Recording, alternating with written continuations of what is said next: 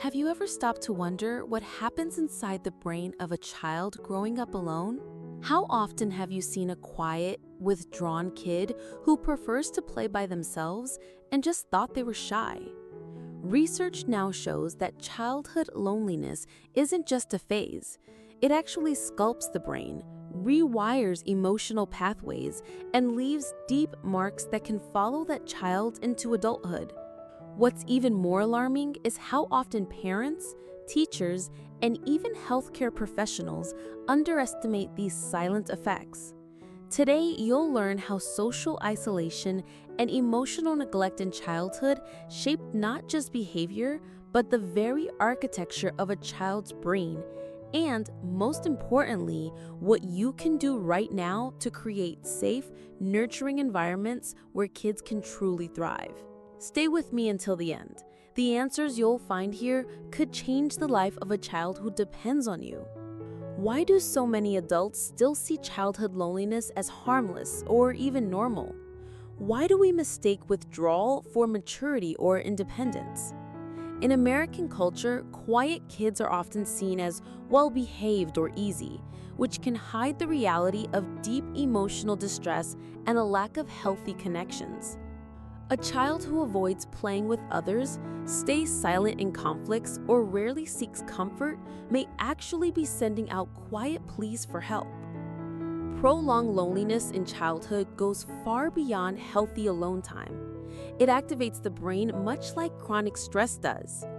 The body perceives isolation as a survival threat, releasing hormones like cortisol and upsetting emotional balance. What seems to us like just a phase is often experienced by the child as abandonment. And when those feelings go unrecognized or unaddressed, they become hardwired into their brain and psyche, shaping how they relate to others and to themselves for the rest of their lives. That's why it's so critical to spot the signs early and break this invisible cycle before it becomes permanent. A child's brain is extraordinarily plastic, constantly adapting to the experiences it's given. This ability to change is what allows us to learn, develop social and emotional skills, and grow resilient. But neuroplasticity has a darker side.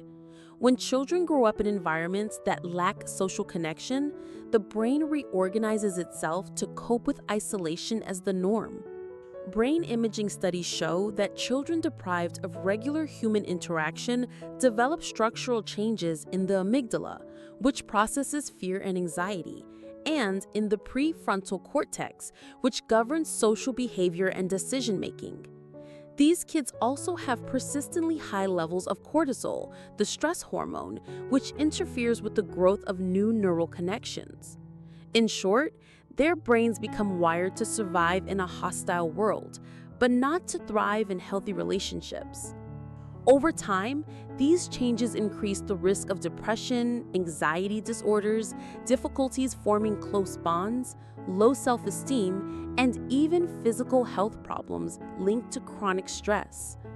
Adults who report having felt lonely as children often struggle with trust, feel like outsiders in social settings, and live in constant fear of rejection. A child's brain is like a garden. It blossoms when tended, but withers when ignored. Every moment of extreme loneliness, emotional indifference, or neglect pulls away another piece of that garden. The good news is that just as trauma can shape the brain, so can love, presence, and connection. So how can you tell when a child's loneliness has crossed the line into something harmful? Here are some warning signs that parents, teachers, and counselors should watch out for. 1. Rarely initiating play with other kids even when invited. 2. Intense fear of rejection or failure, avoiding group activities out of insecurity. 3. Consistently choosing to be alone even when there are chances to socialize. 4. Flat or muted emotional response to praise, affection, or encouragement. 5. Difficulty expressing feelings as though emotionally shut down.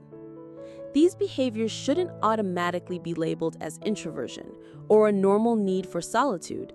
The key is to look at how often they happen, how severe they are, and how much they're affecting the child's well-being. The most important thing is to observe without judgment. Instead of labeling a child as shy or antisocial, ask yourself, what might be driving this behavior?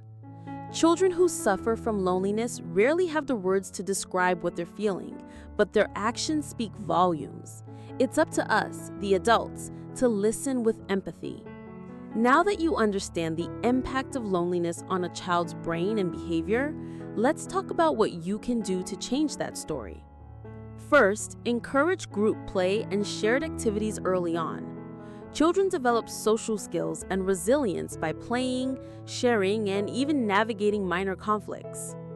Second, make sure your home or classroom is an emotionally safe place. Kids need to feel seen, heard, and valued, even when they make mistakes or struggle. A simple "I'm here for you" can make an enormous difference.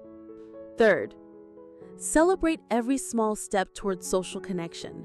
Praise the effort, not just the outcome. Show them that trying, even when it's hard, is worth it.